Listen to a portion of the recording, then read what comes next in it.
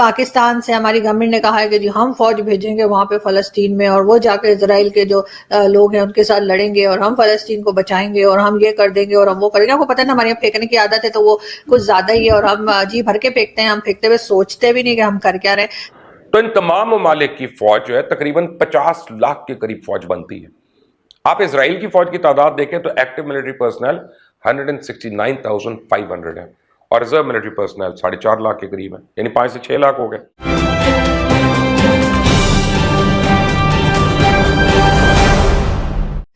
वो आर्मी जिसकी टांगे कांप रही थी सिर्फ ये बात सुनकर कि इंडिया का जो पायलट पकड़ा था, अगर उसको ना छोड़ा गया तो उस बात के ऊपर उनकी टांगे कांप रही थी कि भारत हमला कर देगा। यही कह रही थी कि इजराइल से पंगे ना ही लेना तो अच्छा रहेगा। आपको तो पता है ना कि वो जो टांगे कांपी थी इंडिया के टाइम पे, तो इजराइल के टाइम पे तो बड़ा कुछ कांपेगा। हाथ खड़े करके ये ऐलान करते कि हम और हमारी फौजें बेहिम्मत है, बेबस है, बेमरवत है और शिकस्त खुर्द है, और हमारे असला खाने। इसराइल की कुल आबादी 90 लाख, जो कि सिर्फ कराची की आबादी का तकरीबन 37% हिस्सा बनता है। कराची की आबादी का 37% हिस्सा।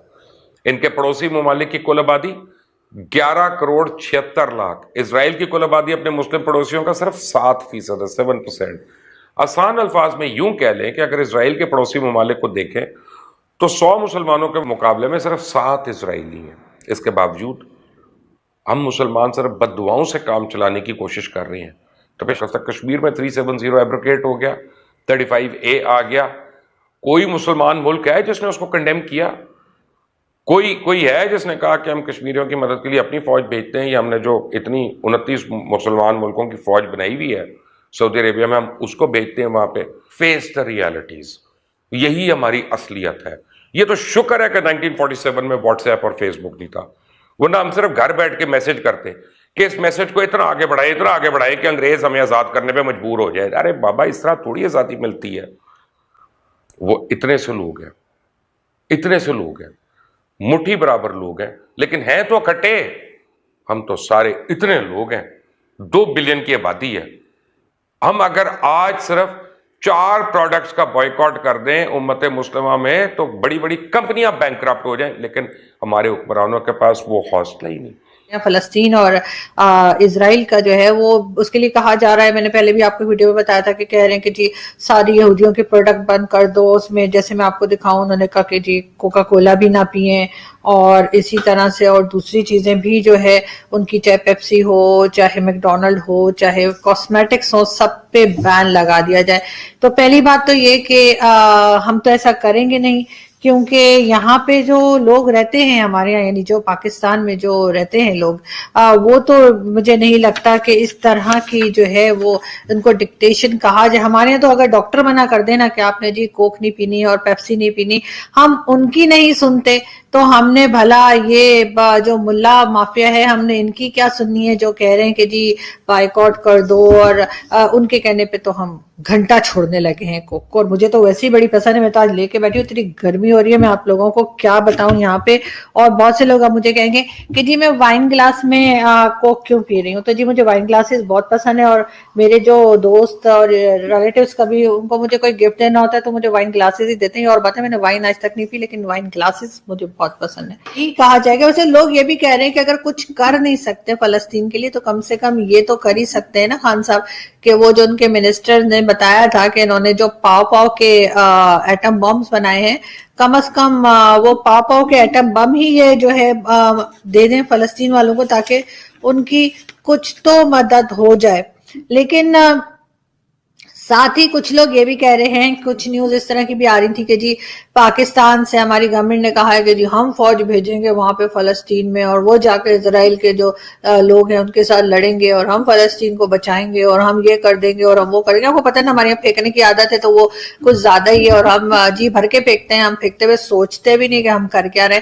तो जो है वो इसराइल जैसी जो कंट्री है, या इसराइल की जैसे जो उनके पास जो टेक्नोलॉजीज हैं आर्मी के पास, और जिस तरह से वो लड़ते हैं, तो उनके पास जाते हुए तो टांगे नहीं कांपेंगी, बड़ा कुछ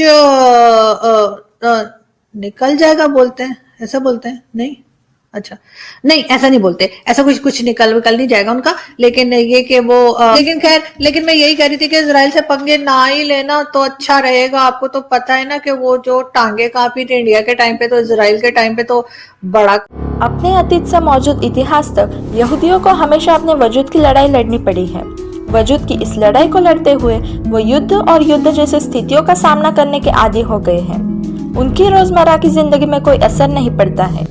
इजराइल ने भी अपने नागरिकों और रिहायशी इलाकों की सुरक्षा के लिए ऐसे चाक चौबंद इंतजाम किए हैं कि हमास या फिलिस्तीन का दागा कोई रॉकेट या मिसाइल उसके लिए बड़ी परेशानी नहीं खड़ी कर सकता। इजराइल का सबसे बड़ा रक्षा कवच Iron Dome missile defence system है, जो रिहायशी इलाकों में रहने वाले लोगों की सुरक्षा के लिए हवा में ही मिसाइलों या रॉकेट को उड़ा देता है। जैसे ही किसी इलाके में हमले की सूचना रडार को मिलती है, शहर में सायरन बजने लगता है। इसे सुनते ही लोग अपने घरों में बने सुरक्षा बंकर में चले जाते हैं, जिससे कि यदि आयरन डोम को चकमा देकर अगर कोई मिसाइल लोगों के घर तक पहुंचे तो लोगों को उसकी वजह से जान माल का नुकसान न उठाना पड़े। इजराइल में बंकर हर जगह बने हैं। घरों के अलावा ऑफिस, मॉल, खेल का मैदान, होटल, स्कूल, कॉलेज, यूनिवर्सिटी, हर जगह बंकर हैं। इन बंकर को इजराइल सेना की देखरेख में बनाया जाता है। जो डिजाइन बंकर का पास किया जाता है उसमें किसी भी तरह का बदलाव नहीं किया जा सकता। बंकर में भी घर के आम कैमरों की तरह टीवी, फ्रिज, सोफा, बेड आदि की व्यवस्था होती है। पता नहीं कितने दिन तक लोगों को उसके अंदर रहना पड़े। कंक्रीट के बने इस बंकर में एक लोहे का गेट लगा होता है, साथ उसके अंदर एक आपातकालीन निकास भी होता है। रोशनदान में बुलेट प्रूफ कांच लगा होता है। इसी के जरिए बंकर में रहने वाले लोग बाहर देख सकते हैं।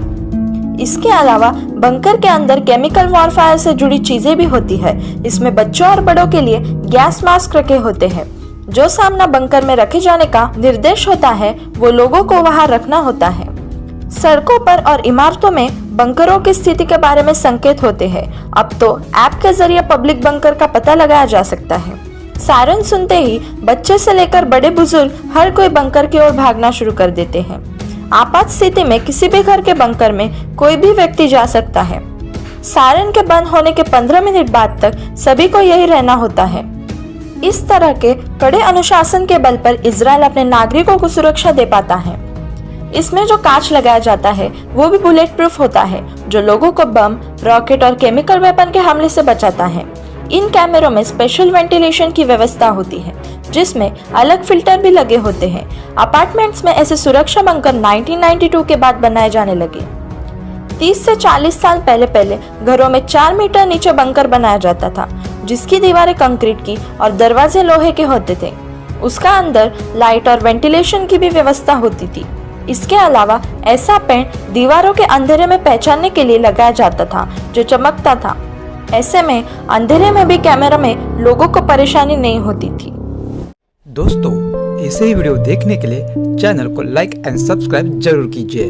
जय हिंद, जय भारत दोस्तों, मिलते हैं अगले वीडियो के साथ।